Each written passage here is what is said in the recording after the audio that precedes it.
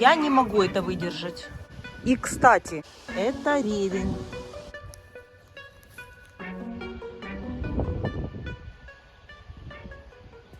Сейчас совсем нет времени на траву. Жду, пока приедет трактор. И поэтому совсем нет времени.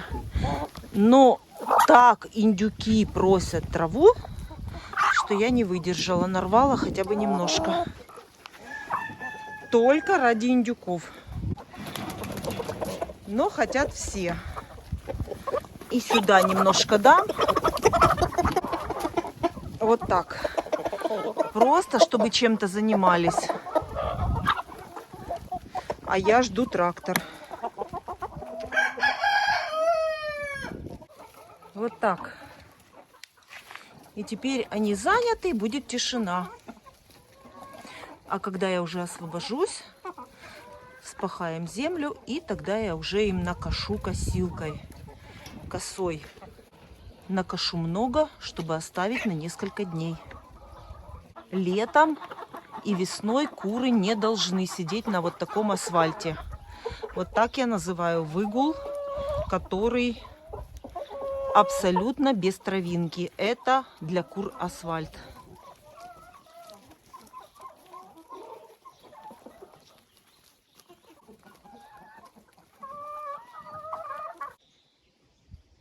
Закрепляем агроволокно в дорожках в малине от бурьянов.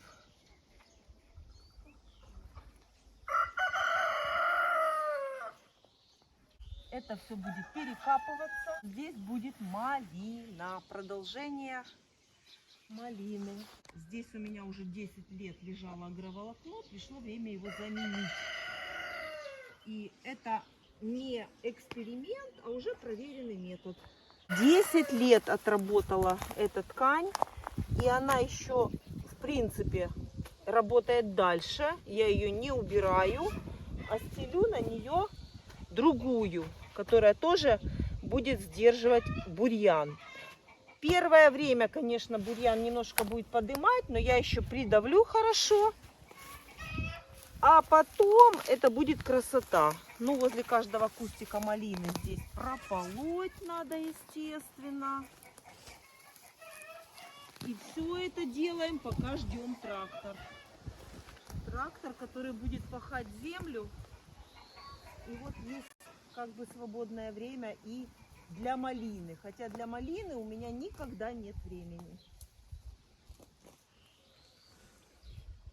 Все в последнюю очередь здесь у малины.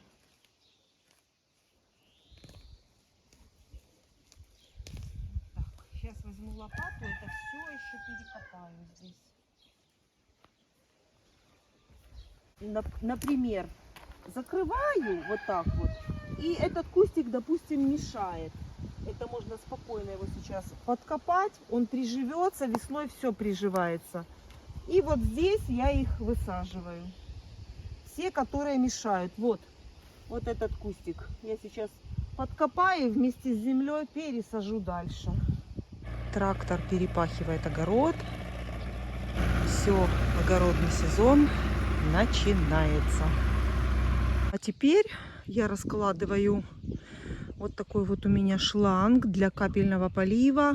И он у меня служит ориентиром. Сейчас буду его выкладывать ровно, идеально ровно. И возле каждого фитинга высаживаю хризантему, которую я показывала вам, как я выкапываю перед тем, как заедет на огород трактор. Огород мы пашем трактором, поэтому все, что хотим сохранить, нужно перед этим выкопать. И вот хризантема, которая у меня посажена вдоль всей дороги, вдоль огорода, выкапывается перед вспахиванием трактора. И это делаю в первую очередь и срочно, потому что я вам показывала, у меня хризантемы сейчас лежат просто с открытой корневой системой под каждым деревом, под грушей, где есть тенечек. Привезла хризантемы на тачке, магистраль уложила, сделала ямку, возле фитинга. И теперь высаживаю. Вот так. Беру прямо куст. За вот эти ветки, которые я вам говорила, они у меня транспортировочные.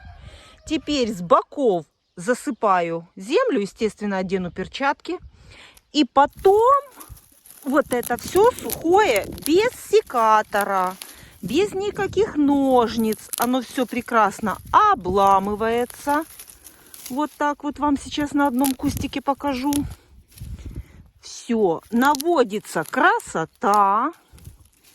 И этот куст уже готов. Смотрите, одену перчатки, только вокруг хорошо засыплю землей. И потом хорошо налью много воды. У меня под грушей стояли эти хризантемы, и ничего с ними не происходит. По моим наблюдениям, это даже лучше, когда куст хризантемы пересаживается. Он растет потом еще лучше, пышнее и красивее.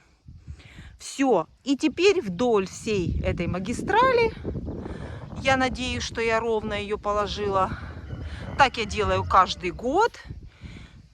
И высаживаю срочно первым делом хризантемы.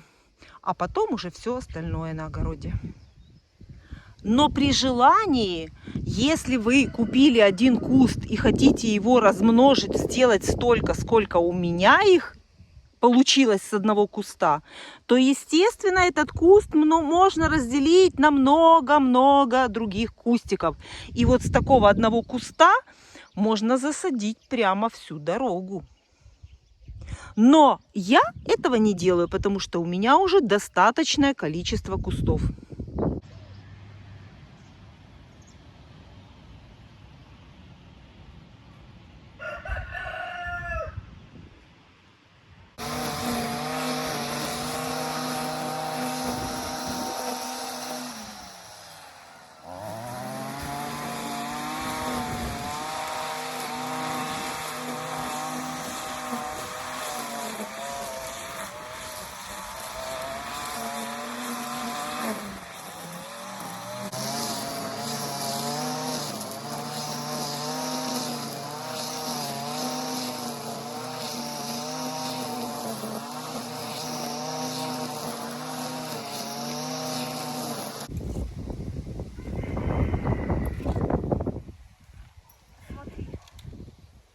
Смотри, какая трава. Это просто прелесть, смотри. Мелкая, сочная, как раз то, что надо для кур.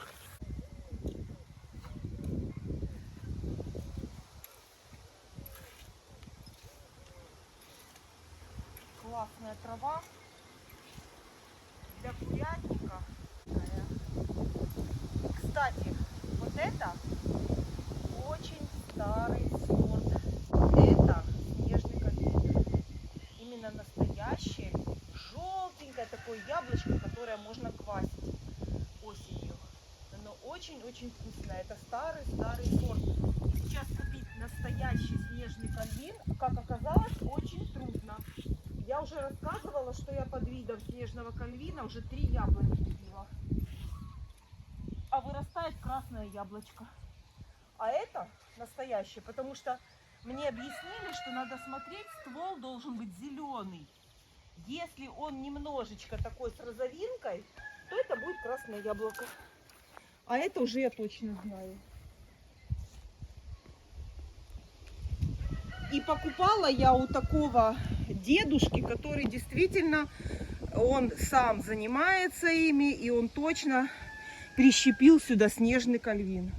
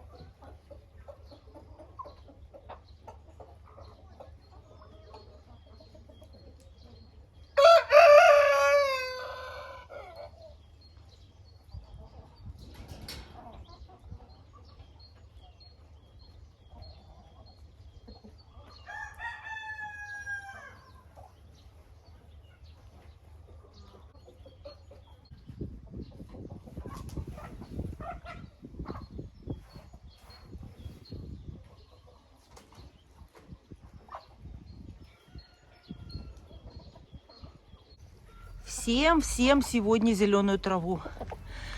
Хотя сегодня времени очень мало, потому что вспахали огород. И очень много нужно всего посадить. И очень много уже можно чего посадить, кроме рассады. Рассаду еще рано в открытый грунт, потому что еще будут поверхностные заморозки. Всем трава. И сразу в курятнике тишина. Все заняты. И это зеленый пол, это стимулятор яйценоскости. Курочка представляет себя на улице, на свободном выгуле, как в природе. Ну а для индюков это просто обязательное условие, чтобы была зеленая трава. Индюки – это травоядная птица. И это еще не все. Это я привезла только одну тачку. Еду за следующей. Накосила я травы много. Оставлю им очень много травы. Даже если она будет со временем завтра, послезавтра подсыхать, они будут кушать ее как сено. Все кушают. Все довольны.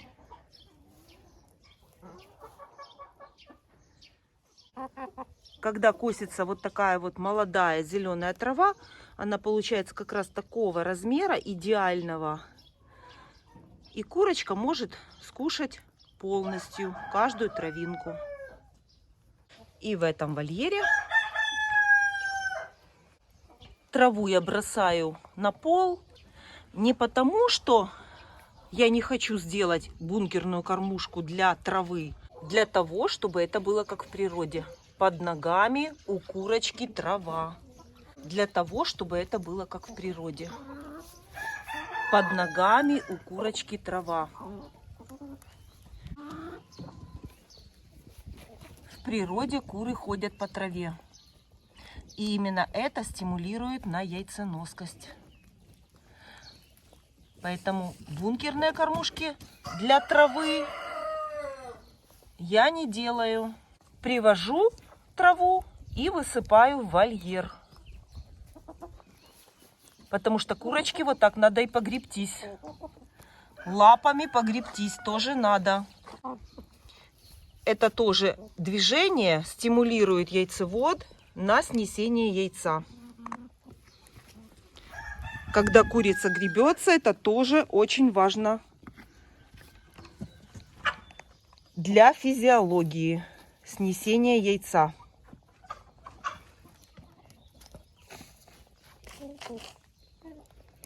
И тогда без проблем яйцо продвигается по яйцеводу и оказывается у нас в гнезде. Вот, курочка должна гребтись. А это она может сделать только тогда, когда есть у нее что гребти. Вот с этой целью я высыпаю траву на пол, а не в специальную бункерную кормушку для травы. Именно для того, чтобы куры вот так вот еще погреблись.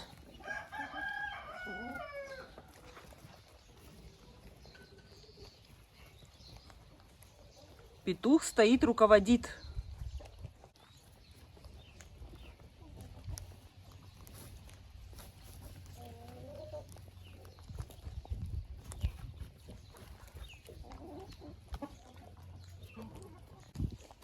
Сегодня травы будет много.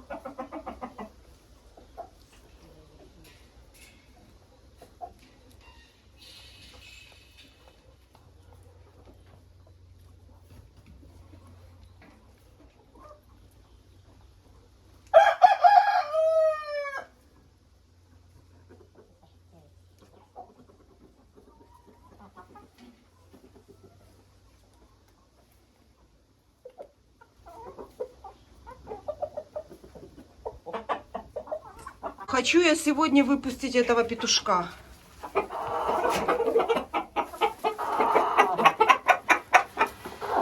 Так. Ой, смотрите. И тут есть яйца. Так. Яйца заберу потом. Выходи. Давай, выходи. Иди, выходи к девочкам. Иди. Иди. Иди, мой хороший. Иди. Выходи, выходи. Да нет, не бройлеры. Бройлеры будут сидеть у себя в домике, у себя в загородке. Бройлерам гулять нельзя, они сразу потеряют вес. Ты выходишь или нет? Видите, как он хочет выходить? Так, заходите. Заходи. Заходите назад. Ну, выходи, иди сюда. Ну, не бойся. Будешь драться, опять пойдешь к бройлерам.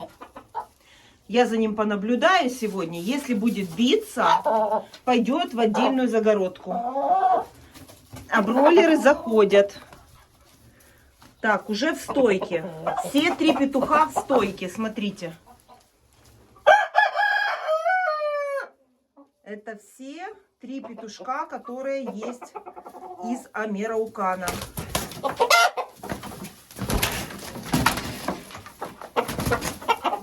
Петухов выбирать нужно, когда они еще очень маленькие и растут вместе, потому что потом подселение, отселение, это все будет вот так вот через вот такие драки. Лично я не могу выдерживать вот такие бои петухов. Мне проще назад посадить этого петуха, и пусть он там пока сидит. Я не могу это выдержать.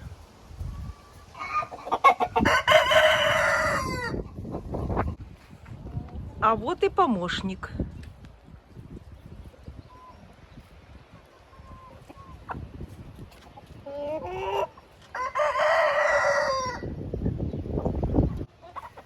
Огород огородом, а яйца по расписанию.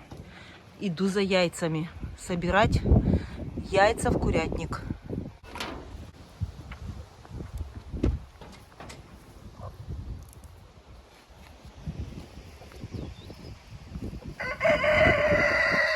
Это мои курочки-несушки. И, кстати, вот этот петушок, который живет у меня на вольном выгуле. А ночевать он ходит в теплицу.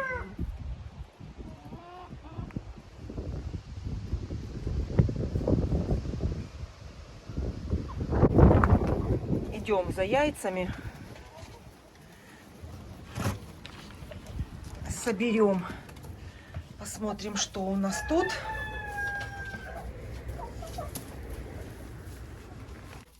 Ой, смотрите.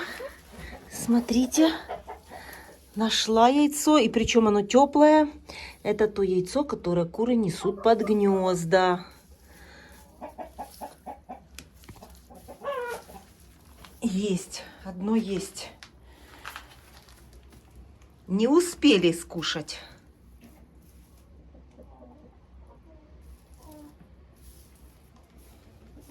А теперь будем открывать гнезда и собирать яйца здесь. Смотрите, как классно. Одна курочка несет в одно гнездо. Это все яйца одной курочки. И она несется в этом гнезде. И они скатываются, естественно, в одном месте. Вот они. Смотрите. Это моей поместной курочки с Амерауканом. Были у меня цыплята, и вывелись только петушки Амераукана. И они жили с моими курочками. И уже потом получилась курочка, которая несет вот такие вот яйца. Они уже не голубые, как у Амераукана, а зеленые. Вот такие.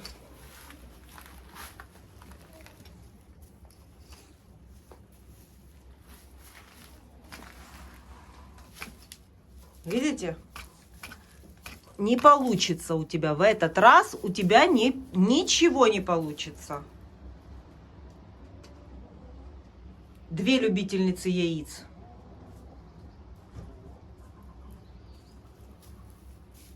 Дежурят в курятнике. Как только какая-то курочка снесет яйцо под гнездо. И вот это дежурные.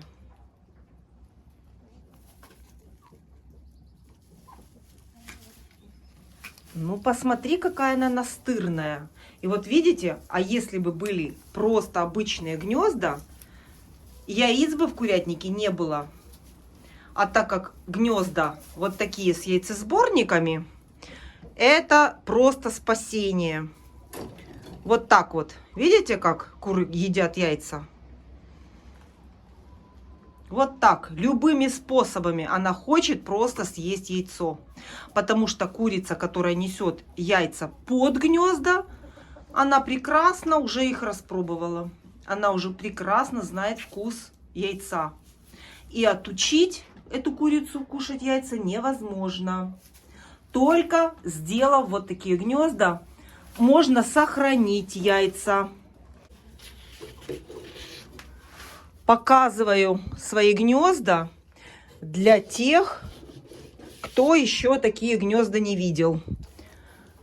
Потому что это очень хорошие гнезда для сохранения яиц от съедения курочками. Вот какие настырные курочки. Так, я ее выпровожу сейчас, потому что она мне не даст собрать яйца. Выходи. Где она делась? Давай. А ну, выходи с курятника. Выходи, выходи, выходи. Выходи, давай. Дежурная. Все, и так мне будет спокойнее собирать. Ого. Там прилично. Там прилично, смотрите. И мусор есть, и помет есть. Ой! И так есть. И такое бывает. Хорошо, что я ее выпроводила. Все. И такое бывает. Мои руки дырявые. Разбила яйцо. Яйцо было большое. Не поместилось в руке. И выпало. И такое бывает. Ну, ничего страшного.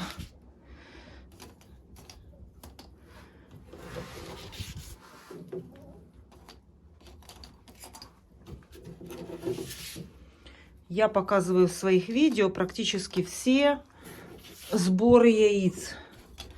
Все яйца, которые несут мои курочки у меня в курятнике. И показываю, что делаю для этого. То есть все, что я делаю, что я даю кушать курочкам. Но сразу скажу, что то, что даю курочкам, это особо не влияет, чтобы было много яиц. На количество яиц влияет даже не еда. А те, кто смотрит мой канал, уже знают, я много раз это говорю. Освещение в курятнике и наличие кормовой ракушки. И наличие чистых гнезд. И наличие чистой подстилки в курятнике. Это все влияет на яйценоскость.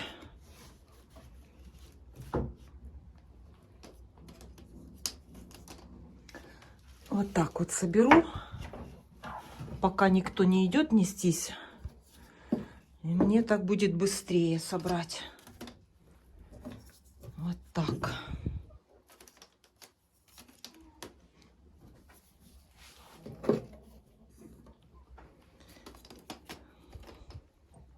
Двумя руками было бы мне и быстрее, и удобнее собирать. Но хочется все вам показать. Поэтому даже разбила сегодня яйцо. И вот это все обязательно нужно убрать. Вот, видите? И еще раз напомню тем, кто собирается делать такие гнезда, ничего, никаких подстилок сюда делать не нужно. Ни в коем случае. Под любой подстилкой в этом гнезде заводится красный клещ, который кушает потом, грызет курочку, и она перестает нестись.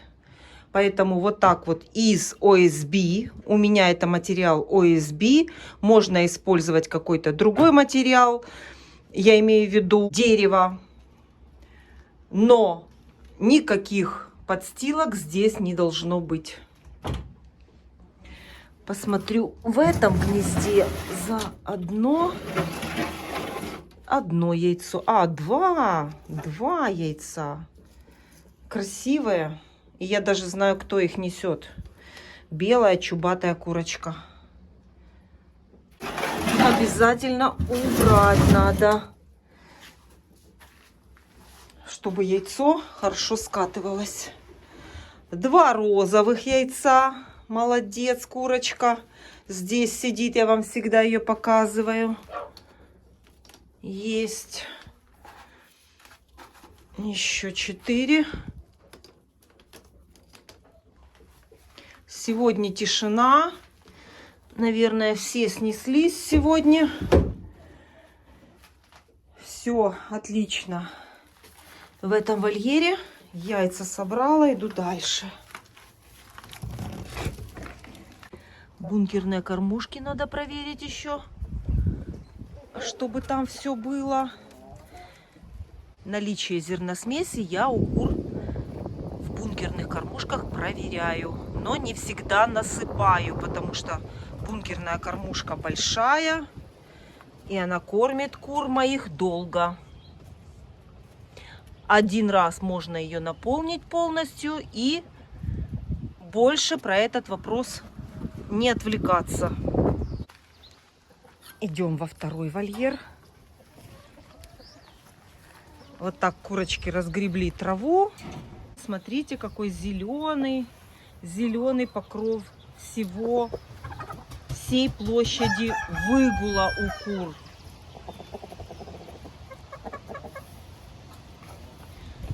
И для того, чтобы курочкам здесь было комфортно летом, выгул я закрываю еще солнцезатеняющей сеткой, чтобы куры не сидели на палящем солнце.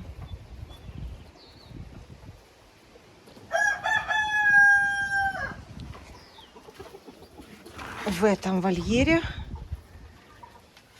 посмотрим, что тут. Так. 2 яйца здесь. Видите, они просто соломой закрыли эту дырку, и яйца не скатились. Есть 2. Убрать на гнездах нужно будет прийти. Ну-ка посмотрим, может быть, что-то и скатилось. Нет, ничего нет. Эту солому сюда, и здесь открою вот так дырку для следующего раза. И убрать обязательно на гнездах. Красота какая! Так, не прыгни мне в корзину.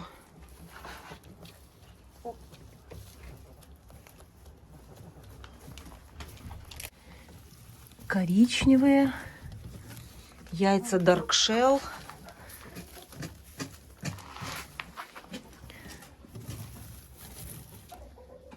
Зеленые. Чубатого доминанта Чехия.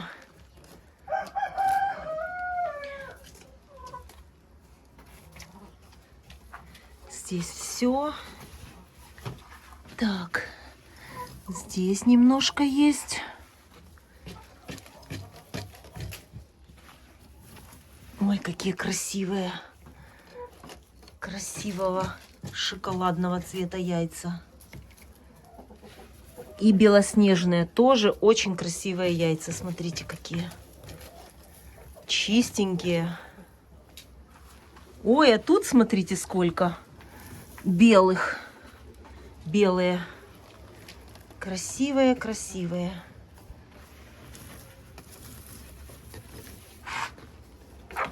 Молодцы. И сегодня они уже, наверное, все снеслись. В гнездах никого нет. Обычно я собираю яйца, когда приезжаю сразу. И очень много кур сидят в гнездах. А сейчас уже все сегодня снесли яйца. И еще одно. Ой, ой, как здесь много. Класс.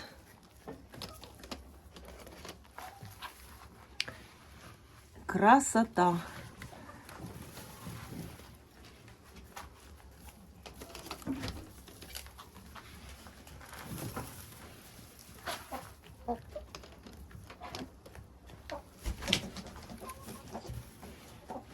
Все.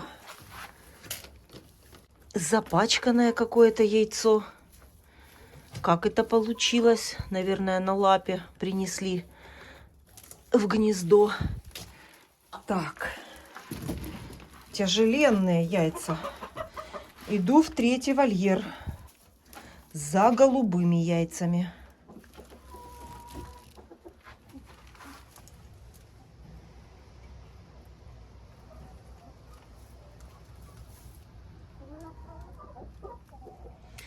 И, кстати, надо добавить кормовую ракушку. Обязательно. Кормовая ракушка – строительный материал скорлупы яйца. Это то, из чего формируется вот это яйцо. Здесь живут курочки Амираукана. И вот такие курочки, индюшки.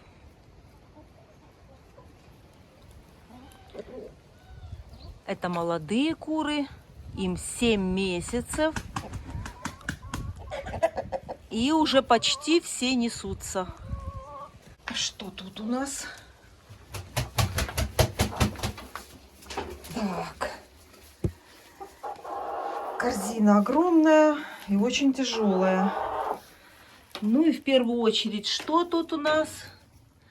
Забираю вот эти яйца, которые я уже видела.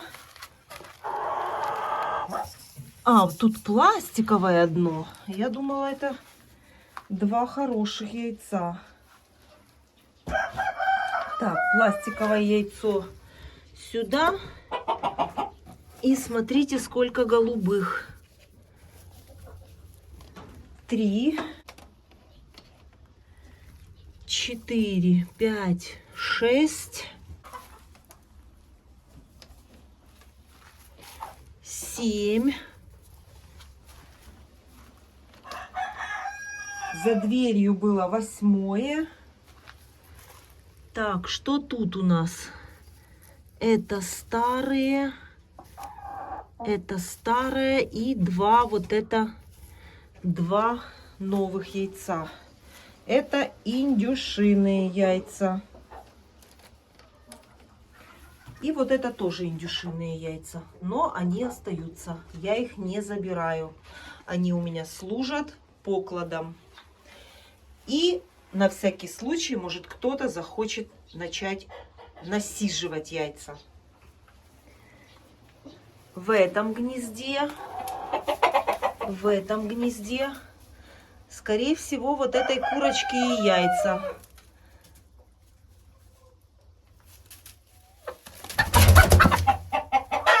Дайте я заберу 2 яйца и 1 резиновое.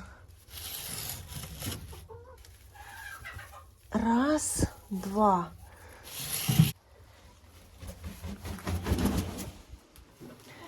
Еще 2 яйца. И здесь. Посмотрим здесь. 2. И еще 2. Класс, смотрите, какие красивые. Очень красивого цвета. Яйца у кур Амираукана.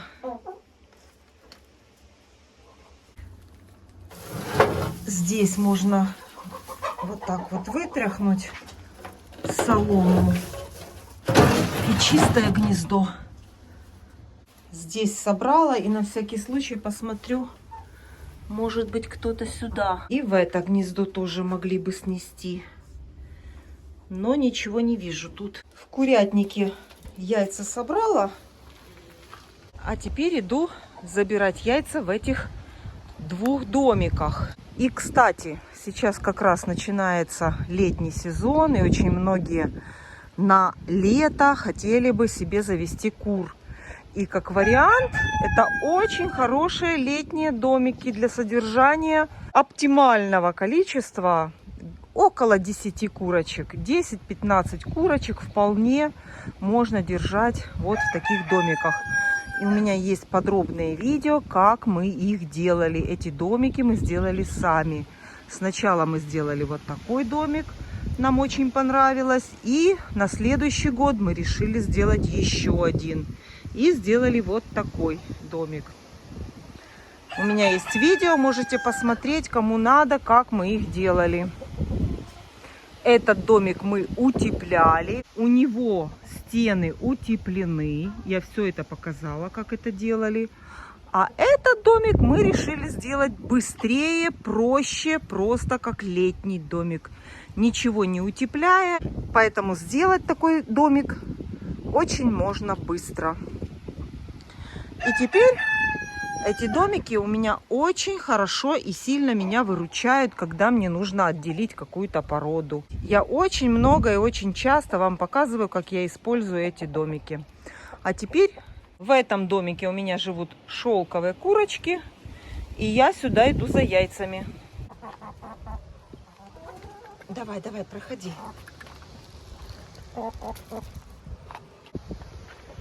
Так, и посмотрим, что они тут снесли. Есть.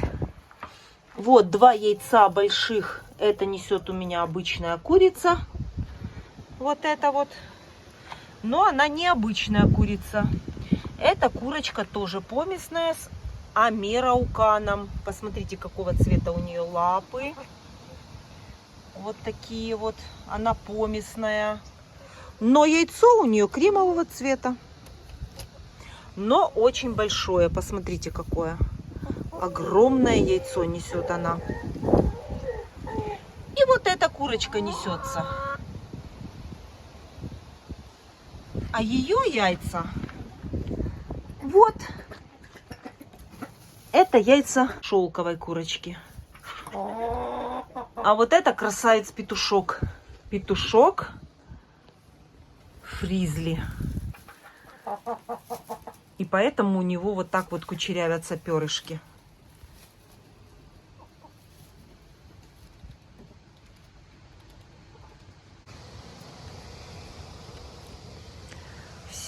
Все яйца собрала, отношу и бегу на огород.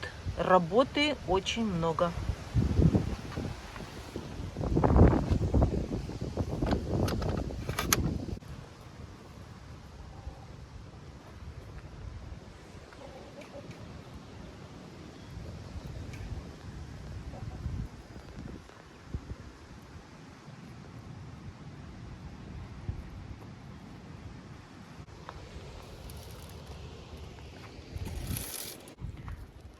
Все, что делаю я в курятнике, все вам показываю.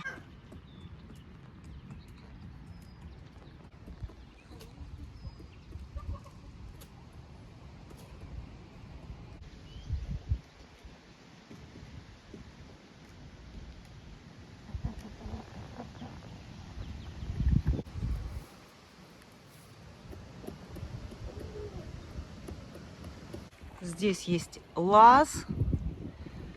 Есть насесты и боковая дверь для удобного содержания курочек.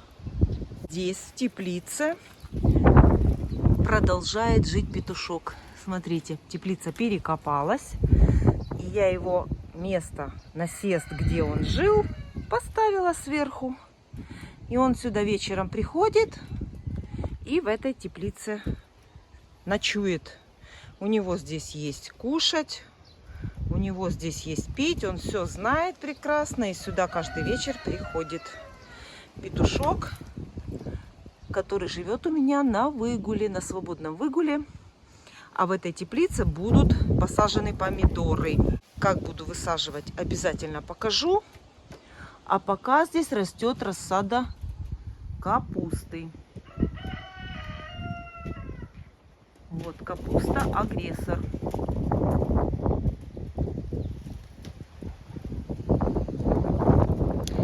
И пленкой накрыты арбузы. Арбузы на рассаду. Горох, который я показывала вам, как я его садила, немножко подмерз. Это как закон подлости. Он был накрыт спанбондом, но ветер подул и как раз открыл. И как раз открыл он именно в ту ночь, когда был мороз, когда были заморозки. И такое бывает, но горох это хорошо все переносит. Немножко похлорозит и пройдет. Ничего, урожай все равно будет.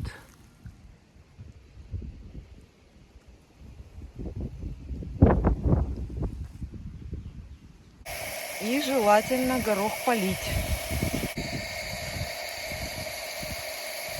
И вот так вот получается в результате. Вдоль всей дорожки огорода хризантемы с двух сторон. Вот такая красота. И все лето здесь огромные желтые цветки.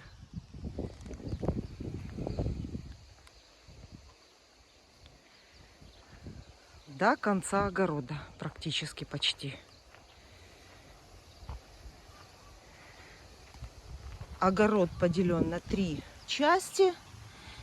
И с другой стороны точно такие 2 дорожки, только красных хризантем.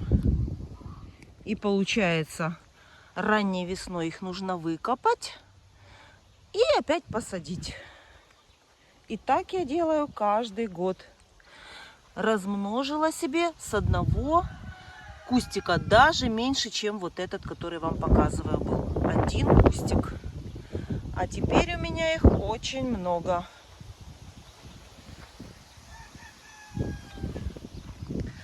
А здесь я рассадила мультифлору. У меня ранняя мультифлора была. Я осенью покупала кустик мультифлоры, я вам показывала. Он прекрасно перезимовал. И теперь я поделила этот кустик и рассадила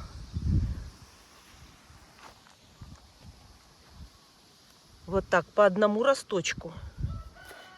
Из одного вазончика, который я купила, у меня получилось практически почти 2 ряда. Много. Хорошо полила. Вот так. И накрыла ящиком, чтобы солнце не пекло эти листочки. Хотя она уже приспособлена, она закаленная, она росла здесь на огороде у меня. Но чтобы дольше держалась эта влага вокруг, не высыхала политая вода, я всегда так делаю, ящиками притеняю. И вот этот ящик, вот эта сеточка работает как рассеивание солнечных лучей. Ну а по краю мои мелкие желтенькие хризантемы. Точно так же рассаживаю кустик. И у меня с каждым годом их становится больше и больше. А это другая дорожка, где красные хризантемы. Это тоже очень красивое. Я вам показывала, как они у меня цветут. Огромные кусты красной хризантемы. И цветет она летом. И все лето эти хризантемы украшают огород.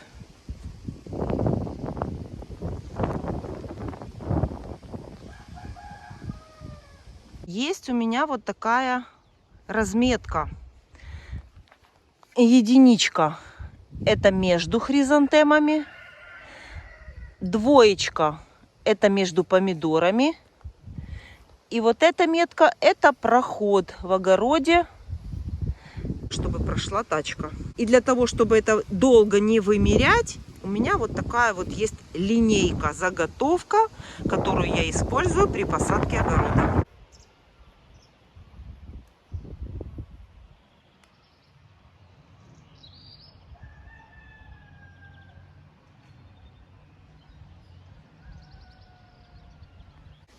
Сейчас надо все успеть. Не только посадить огород, но и прополоть. Полю чеснок. Уже даже есть вот такой бурьян. Сапка и между рядочками. Все это нужно обязательно сделать. Это важный сейчас момент, который пропустить нельзя. Вот так. Из вот этих вот черешков варят компот. Можно делать даже пирог. Почистить вот эту верхнюю шкурку, нарезать кубиками и как яблочный, только с ревнем сделать. Тоже очень вкусно. Он очень пахнет. Вот такие у меня кусты. Им уже очень много лет. Когда-то давно я посеяла из семечка на рассаду. И вот так он каждый год растет и даже сам насеивается. Его здесь очень много. Это ревень. Нарву на компот.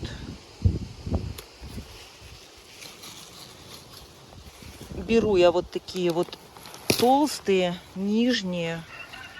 Вот так листья обрываю. Вот и здесь. И это абсолютно не вредит самому кусту. Он продолжает расти. И это даже лучше ему. Поэтому я стараюсь с каждого куста по одной ветке выломать. Вот такой вот у меня уже многолетник ревень.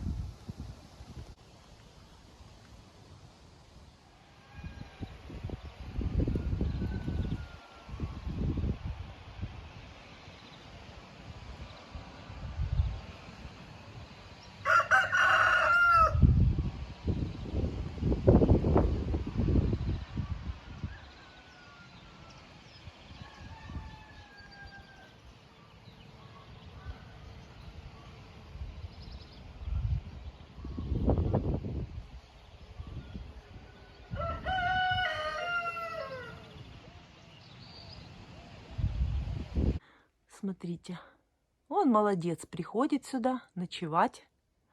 Несмотря на то, что у меня здесь посажено уже все. Здесь высажена капуста, укроп, руккола. Я все перекопала, поставила ему вот так вот его домик с насестом. И вот так вот он сидит. Вечером приходит сюда, а утром выходит. Но прежде чем выйти, он покушает, попьет воду. И он это знает, что у него здесь все есть. Вот так вот. Оставила этого петуха, пока живет так. В теплице он не вредит, ничего не гребет. Все отлично. Это как вариант возможности, чтобы вот так вот жил петух. Не в курятнике, а в теплице. Временное проживание петуха.